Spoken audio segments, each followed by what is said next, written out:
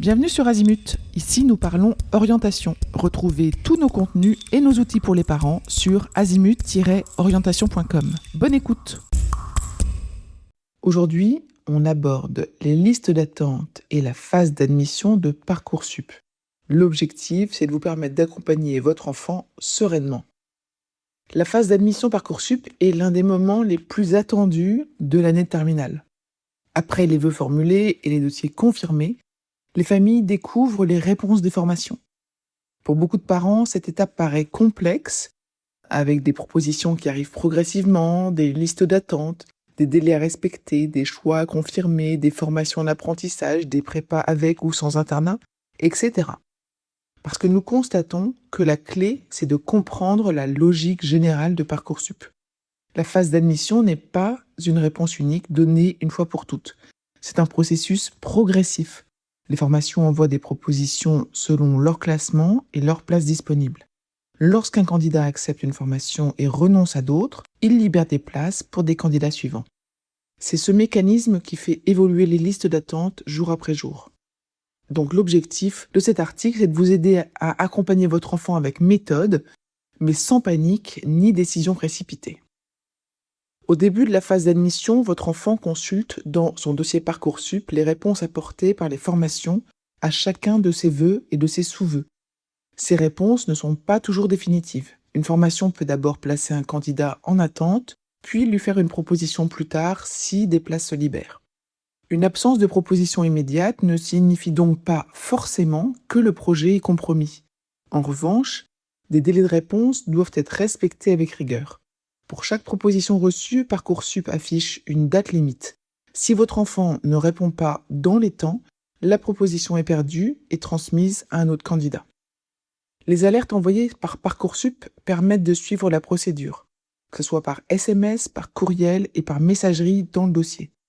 Lorsque les coordonnées des parents sont renseignées, vous pouvez également recevoir les notifications en temps réel. C'est utile pour éviter un oubli, surtout pendant une période où les élèves sont déjà mobilisés par le baccalauréat et la fin d'année scolaire. On va parler maintenant des réponses possibles. Donc il y a oui, oui si, en attente et non. Les réponses varient selon les types de formation. Dans une formation sélective, comme par exemple une classe préparatoire, un BTS, un BUT, une école spécialisée, un IFSI, un IEP par exemple, votre enfant peut recevoir 3 réponses. Oui, ça signifie qu'il a une proposition d'admission. En attente, ça signifie que son dossier est classé mais qu'il n'est pas encore appelé. Ou non, signifie que la formation ne l'a pas retenu. Dans une formation non sélective, donc là ça concerne principalement les licences universitaires, les réponses possibles sont oui, oui si ou en attente. Le oui si signifie que votre enfant est accepté à condition de suivre un parcours personnalisé. Ça peut être un soutien, du tutorat, une remise à niveau, un aménagement du rythme ou un accompagnement renforcé. Ce n'est pas une sanction, mais une aide à la réussite lorsque l'établissement estime que certaines compétences doivent être consolidées. Dans une formation en apprentissage, la réponse positive est souvent formulée ainsi, retenue sous réserve de la signature d'un contrat. Le dossier intéresse la formation, mais l'admission définitive dépend de la signature d'un contrat d'apprentissage avec un employeur. La recherche d'entreprise devient donc indispensable. Alors, comment répondre à une proposition d'admission ? Lorsqu'un candidat reçoit une proposition, il doit l'accepter ou la refuser dans le délai indiqué. Cette règle est essentielle, une proposition non traitée dans les temps est perdue. Si votre enfant reçoit une seule proposition, il peut l'accepter pour sécuriser une place. S'il a encore des vœux en attente qui l'intéressent davantage, il peut les conserver. Cette possibilité est stratégique. Accepter une proposition satisfaisante permet de ne pas se retrouver sans solution, tout en laissant ouvertes les formations que votre enfant préfère réellement. S'il considère cette proposition comme un choix définitif, il consulte ensuite les modalités d'inscription administrative de l'établissement. S'il reçoit plusieurs propositions simultanément, il ne peut en accepter qu'une seule. En acceptant celle qu'il préfère, il renonce aux autres propositions, ce qui libère des places pour d'autres candidats. Il peut toutefois conserver des vœux en attente si ceci l'intéresse davantage que la proposition acceptée. Accepter une proposition ne signifie donc pas toujours renoncer à tout le reste. Votre enfant peut sécuriser une formation tout en restant candidat à des vœux qu'il préfère. En revanche, il est préférable de ne conserver que les vœux réellement souhaités. Penchons-nous maintenant sur les listes d'attente. La réponse en attente est fréquente et souvent stressante. Elle signifie simplement que le classement actuel de votre enfant ne lui permet pas encore de recevoir une proposition, mais qu'il reste dans la procédure. Pour chaque vœu en attente, Parcoursup fournit plusieurs éléments utiles. La position dans la liste d'attente, le nombre de candidats en attente, le nombre de places dans la formation, la position de votre enfant dans le classement de la formation, la position du dernier candidat ayant reçu une proposition pendant la procédure en cours, et lorsque l'information est disponible, celle du dernier candidat appelé l'année précédente. Il est important de distinguer la position en liste d'attente et le rang dans le classement de la formation.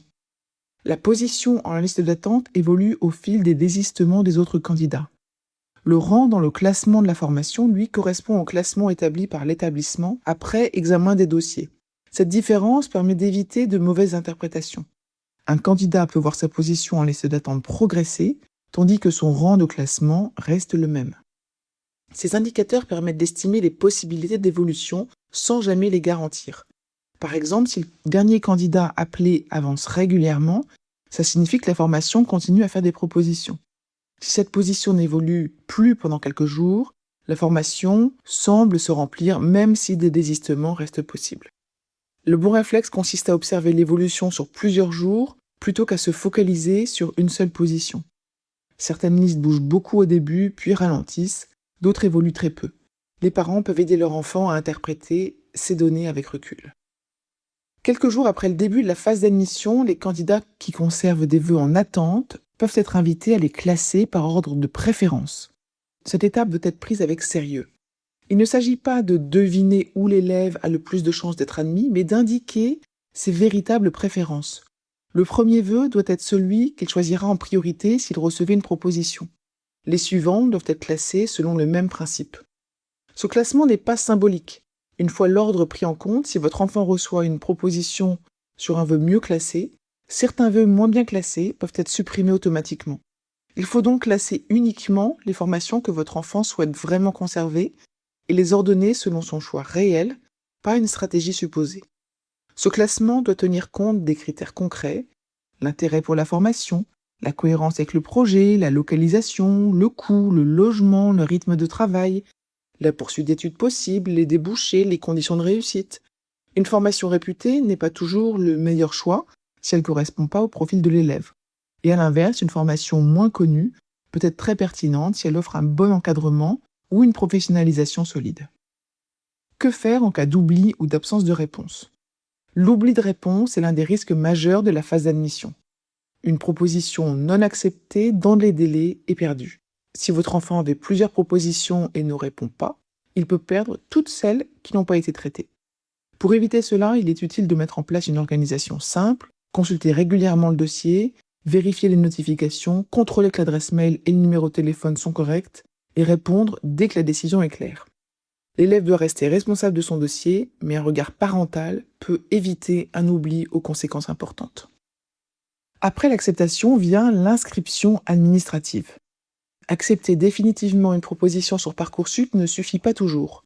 Votre enfant doit ensuite suivre les modalités d'inscription administrative indiquées par l'établissement.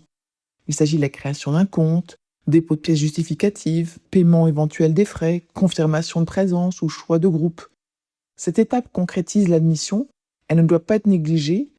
Pour les candidats en situation de handicap ou présentant un trouble de santé invalidant, Parcoursup peut proposer une fiche de liaison afin de préparer l'accueil dans la formation choisie et d'échanger avec le référent handicap. Certains élèves candidatent aussi dans des formations absentes de Parcoursup, des écoles privées, des établissements à l'étranger, des cursus internationaux ou des formations recrutant selon leurs propres modalités. Il est possible de conserver une proposition Parcoursup le temps d'attendre une réponse extérieure. En revanche, dès que votre enfant est certain de rejoindre une formation hors Parcoursup, il doit se désinscrire de la plateforme ou fournir l'attestation demandée. Cette démarche libère une place pour un autre candidat. Avant de renoncer à Parcoursup, il faut toutefois vérifier que l'admission hors plateforme est bien confirmée, que les conditions financières sont claires et que l'inscription peut réellement être finalisée. Voyons à présent quelques situations particulières. On va parler des classes préparatoires avec et sans internat. Les classes préparatoires aux grandes écoles ou les CPGE sont des formations sélectives. Un élève peut parfois demander une même prépa avec internat et sans internat. Il peut recevoir une proposition sans internat tout en restant en attente pour l'internat. Dans ce cas, il peut accepter la proposition sans internat et conserver le vœu avec internat s'il le préfère. Cette situation doit être analysée avec soin. L'internat peut être un atout pour le cadre de travail, le coût du logement ou la réduction des transports, mais il ne convient pas à tous les profils. La décision doit tenir compte des conditions concrètes de réussite de votre enfant. Parlons maintenant des formations sélectives et des réponses négatives. Dans les formations sélectives, une réponse non signifie que le dossier n'a pas été retenu. Point. Ça ne remet pas en cause la valeur de l'élève parce que des places étant limitées et les formations doivent classer selon leurs critères. Votre enfant peut demander des explications sur les critères utilisés, les motifs de décision. Cette démarche peut être utile pour comprendre ce qui a pesé dans l'examen du dossier, notamment en vue d'une nouvelle candidature ou d'une réorientation. S'il n'a formulé que des vœux sélectifs et reçoit uniquement des réponses négatives, il doit rapidement solliciter de l'aide auprès de son lycée, d'un centre d'information et d'orientation ou de service orientation. L'objectif, c'est de préparer d'autres possibilités, notamment pendant la phase complémentaire. Parlons de l'apprentissage. En apprentissage, être retenu par une formation ne suffit pas toujours. Il faut généralement signer un contrat avec un employeur. Votre enfant doit donc poursuivre activement sa recherche d'entreprise. Il peut accepter une proposition dans une formation sous statut étudiant tout en conservant ses vœux en apprentissage. Ça lui permet de sécuriser une solution tout en continuant des démarches. Si un contrat est signé, il pourra alors choisir la formation en apprentissage et renoncer à la proposition précédemment acceptée. Les parents peuvent aider concrètement en relisant son CV, en préparant les entretiens, en identifiant les entreprises, en organisant les relances et en contactant le centre de formation pour connaître les modalités exactes. Dans la situation où il y a uniquement des vœux en attente, et bien dans ce cas-là, ceux-ci sont maintenus automatiquement au départ. Votre enfant doit toutefois suivre leur évolution et respecter les consignes de Parcoursup, notamment lorsqu'il est demandé de confirmer ou de classer les vœux à conserver. Cette situation est inconfortable, mais elle est fréquente. Il faut éviter 2 erreurs, croire que tout est perdu dès le départ ou attendre passivement. Le mieux, c'est de surveiller les indicateurs tout en préparant les alternatives. Les formations proches, les autres académies, la phase complémentaire, voire d'autres formations potentiellement possibles ou autres voies cohérentes. Dans la situation où votre enfant n'a aucune proposition d'admission, il peut formuler de nouveaux vœux pendant la phase complémentaire dans des formations qui disposent encore de place. Cette étape peut ouvrir des solutions intéressantes à condition d'être réactif et d'élargir la réflexion. Il est alors utile de reprendre le projet initial, le secteur visé, le type de diplôme, la localisation, le niveau d'encadrement, le rythme souhaité, les contraintes matérielles. Si la situation reste bloquée, la Commission d'accès à l'enseignement supérieur, la CAES, peut accompagner les candidats sans proposition pour rechercher une formation aussi proche que possible de leur projet selon les places disponibles. Dans ce cas, il est important que votre enfant renseigne soigneusement les informations relatives à ses autres projets, ses préférences et ses contraintes. Plus la commission dispose d'éléments précis sur ce qu'il cherche, plus elle peut l'aider à identifier une solution cohérente avec son parcours et ses objectifs. Il est temps de conclure. Votre objectif, c'est d'accompagner sans dramatiser. La phase d'admission Parcoursup repose sur un principe simple. Les propositions arrivent progressivement au rythme des places libérées. Une réponse en attente peut évoluer. Une proposition doit toujours être traitée dans les délais. Votre enfant ne peut accepter qu'une seule proposition à la fois, mais il peut conserver des vœux en attente qui l'intéressent davantage. Votre rôle de parent, c'est d'aider à sécuriser la procédure, à respecter les échéances et à prendre du recul. La bonne décision ne repose pas seulement sur la réputation d'un établissement, mais sur l'adéquation entre la formation, le profil de votre enfant, son projet, ses conditions de réussite et ses perspectives d'avenir. Nous vous encourageons à aborder cette période avec calme et méthode. Pour aller plus loin dans l'accompagnement de votre enfant, rendez-vous sur azimut-orientation.com. Tous nos contenus y sont classés par thématique et vous pourrez consulter notre calendrier, notre annuaire d'experts et vous inscrire à la newsletter pour ne rien louper. Merci pour votre fidélité. À bientôt.